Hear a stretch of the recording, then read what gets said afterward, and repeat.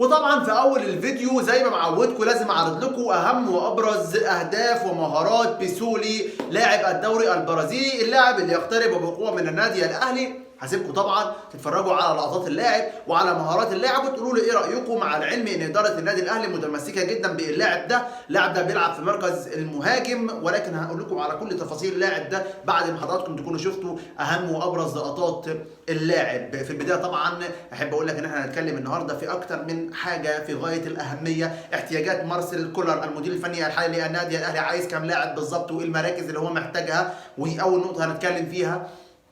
تاني نقطة قصة رحيل محمد شريف ثلاثي النادي الاهلي ومحمد مجدي قفشه وبريسيتاو، ان في عروض سعوديه مقدمه للثلاثي ده. ايه القصه بالظبط؟ برضه هنتكلم في الموضوع ده. هنتكلم عن قصه رحيل او هروب فيريرا المدير الفني الحالي لنادي الزمالك، هل فعلا هيمشي ولا مش هيمشي؟ وقبل اي تفاصيل يا مساء الفل على حضراتكم مشاهدينا الكرام في كل مكان، واهلا بكم في حلقه جديده ومهمه من حلقات برنامجكم ملعب القاضي، اللي دايما بيبذل قصارى جهدي علشان يجيب لكم اهم وابرز الاخبار اللي تخص الكره وبالتحديد وخصوصا كرة القدم المصرية. وقبل أي تفاصيل، لو أنت مش مشترك في القناة فأنت أكيد عملت اشتراك في القناة وفعلت زر الجرس علشان يوصلك كل جديد، وعملت لايك للفيديو ده. ويلا بينا سريعا كده نروح نشوف إيه القصة بالظبط وإيه الموضوع بالظبط وإيه بيسولي ده بالظبط.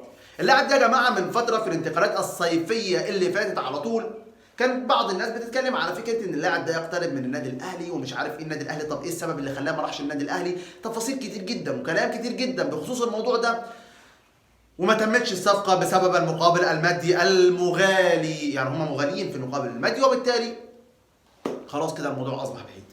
اتجدد الموضوع تاني من قبل وكلاء اللاعبين. طيب مسؤولي النادي الاهلي مبسوطين جدا باللاعب واللاعب شايفينه متميز، وتكلموا مع المدير الفني مارسيل كولر وقالوا له يا عم كولر اللاعب ده احنا محتاجينه لاعب مميز، ايه رايك؟ فقال لهم خلاص سيبوني ادرس السيره الذاتيه بتاعه اللاعب. طبعا انا لما اجي اتكلم قلت لكم الكلام ده مره واثنين وثلاثه، قلت لكم يا جماعه انا بتكلم هنا في نقطه بعينها، وهي نقطه الترشيح، نقطه ان اللاعب مرشح للنادي الاهلي فقط لا غير. ما اتكلمش بقى في فكره ان اللاعب وقع على النادي الاهلي، ما اتكلمش في فكره ان اللاعب جه النادي الاهلي، ده كله انا ما اتكلمتش فيه. انا كل اللي انا اتكلمت فيه ان اللاعب مرشح وبقوه للنادي الاهلي. اللاعب مرشح للنادي الاهلي، عشان الناس بس اللي بتهري تقول لك انت بتهبط، انت بتقول اي كلام مش عارف ايه، ماليش علاقه بالناس دي كلها اطلاقا. ولكن كل اللي اقدر اقوله لك دلوقتي هو اللي انا بقوله لك في الوقت الحالي، ان اللاعب مرشح للنادي الاهلي. ارقام اللاعب يا جماعه في 38 مباراه ساهم في 15 هدف. 38 مباراة ساهم في 15 هدف، بيلعب مهاجم، صنع هدف واحد واحرز 14 هدف. لو انت انا بص مش هقول لك انا ايه دنيته معايا بالنسبه لي او من وجهه نظري انا شخصيا، هقول لك ايه، هسيبك انت تتكلم، يعني تنزل كده في التعليقات وتقول لي انا بالنسبه لي كويس. يعني راجل لعب 38 مباراه، سجل 14 هدف، صنع هدف واحد، ساهم في 15 من 38 مباراه. فهسيبك انت بنفسك اللي تطلع وتتكلم دلوقتي وتقول لي اللاعب يصلح ولا اللاعب ما يصلحش للنادي الاهلي، وهسيبك انت اللي تحدد الحته دي بنفسك عزيزي المشاهد.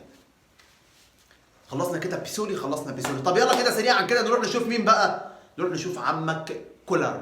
مارسيل كولر عايز ايه؟ عايز ايه في النادي الاهلي؟ عايز ايه في الوقت الحالي؟ تفكيره فين بالظبط؟ ايه المراكز داخل المستطيل الاخضر اللي هو عايزها بالظبط؟ المراكز داخل المستطيل الاخضر اللي عايزها مارسيل كولر وهم 3 مراكز فقط لا غير. مهاجم اجنبي، راجل بيلعب في مركز الاسترايكر او المهاجم الصريح، وممكن برضو لو جناح، يعني برضو عشان اكون واقعي اكتر، ولكن خلينا نتكلم في مركز المهاجم. هو محتاج مهاجم اجنبي، محتاج لاعب خط وسط، محتاج لاعب ظهير ايسر باك ليفت، محتاج الثلاثي ده، محتاج 3 مراكز هو يغطيهم. هو شايف ان في عجز كبير جدا في الحتتين دول او في ال3 مراكز دول، وبالتالي هو محتاج ان هو يدعمهم. يعني هي دي احتياجات كولر يا عم احمد، هي دي احتياجات كولر فقط لا غير. مفيش لاعب تاني عايز كولر في اي مركز من داخل المستطيل الاخضر الا ال3 مراكز دول. قلنا مهاجم وقلنا ظهير ايسر وقلنا لاعب خط وسط، دول احتياجات مارسيل كولر المدير الفني الحالي للنادي الاهلي. دي احتياجات كولر بس، دي احتياجات كولر بس، والموضوع كده خلص في كل حاجه بخصوص الموضوع ده. طيب نروح بقى لحته ثانيه خالص، وهي حته فيريرا. يعني خلينا نجيب حاجه اهلي وحاجه زمالك زي ما معودين حضراتكم، لان طبعا انا كلكم عارفيني ولا بنتمي للاهلي ولا بنتمي للزمالك. نتكلم عن فيريرا وقصه رحيل فيريرا. مش هقول بعض المصادر بقى، مش هقول بعض المصادر، هقول لك بعض الاشخاص على السوشيال ميديا او مواقع التواصل الاجتماعي بتتكلم في فكره ان فيريرا ليه مستحقات ماليه عند مين؟ عند نادي الزمالك. طب المستحقات الماليه دي جت؟ المستحقات الماليه دي ما جاتش. وبالتالي ايه اللي حاصل يا عم احمد؟ وبالتالي ايه اللي حاصل؟ ان هو مسافر الى بلده الراجل، فقالوا لك ان الراجل هرب. يا عم انت ايه الدنيا بالظبط؟ انت هتتكلم في ايه؟ انت بتقول ايه يا عم؟ يعني انت كنا بنتكلم على كارترون ونقول ان كارترون ومش عارف ايه ومشي وهرب ومش عارف. سيبك من الحته دي خالص. الراجل هرب؟ الراجل ما هربش. طب امال ايه اللي حاصل بالظبط؟ ده الراجل اجازه مشي فيها. طب الراجل ليه مستحقات عند نادي الزمالك؟ ليه مستحقات ماليه كبيره عند نادي الزمالك. عايزها بقى مش عايزها، ما فيش حد اتكلم في الجزئيه دي اطلاقا، ولكن كل اللي حصل في الوقت الحالي هي حاجه واحده بعينها، وهو ان الراجل مسافر اجازه. طب ايه يا عمي؟ الراجل بعض الناس قالت لك ان هو ما دام سافر ومش هيحضر مباراه المصري في كاس الزمالك والمصري في كاس مصر في دور الثمانيه، يبقى كده الراجل هرب. ما انتوا بتقولوا ايه يا جدعان؟ هو انتوا فاهمين انتوا بتقولوا ايه؟ يعني انتوا هو اي حاجه، يعني مثلا احنا وصلنا لمرحله بنت لذينه في موضوع كره القدم. بقوا مش محللين الاداء فقط لا غير هم اللي بيتكلموا. بقوا مش محللين الاداء فقط لا غير هم اللي بيتكلموا. لا لا لا لا، هو الموضوع بقى اكبر من كده بشويه، لان كل الناس بدات بتتكلم. يعني على الاقل في حد مصري كده كان بيتكلم في برنامج من البرامج اللي بره مصر، فكان بيقول لك حاجه كده مهمه جدا. قال لك ان احنا عندنا 100 مليون خبير و100 مليون محلل اداء و100 مليون مدرب. احنا عندنا 100 مليون وعندنا 100 مليون حكم، ودي حقيقه يا جماعه.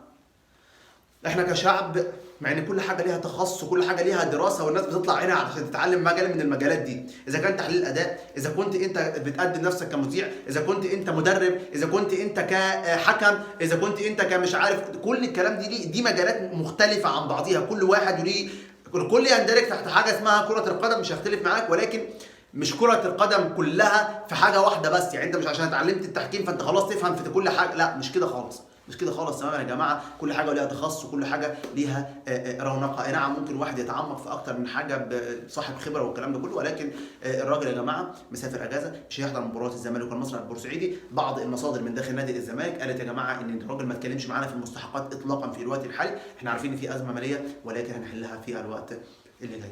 ده القصه باختصار. طيب تعالى كده سريعا كده نروح مع بعضينا لحاجه حلوه كده وحاجه جميله جدا. بتقول ايه بقى؟ بتقول لك ان ثلاثي النادي الاهلي محمد شريف ومحمد مجدي قفشه وبريس تاو هيرحلوا عن النادي الاهلي. بالفعل يا عم احمد. لا، مش هيمشوا من النادي الاهلي اطلاقا يا جماعه، ومكملين مع المارد الاحمر. طيب في عروض سعوديه برضو؟ لا، مفيش اي عروض سعوديه جت للعيبه. ومصدر من النادي الاهلي قال لك حتى لو في عروض سعوديه جت حتى لو في عروض سعوديه جت برضو مفيش الكلام ده اطلاقا، ومش هيجي اللعيبه الثلاثي ده مش هيرحل على النادي الاهلي في يناير المقبل. ده كان الفيديو باختصار. اعملوا لايك وشير الفيديو ده عشان نوصل للناس، والسلام عليكم.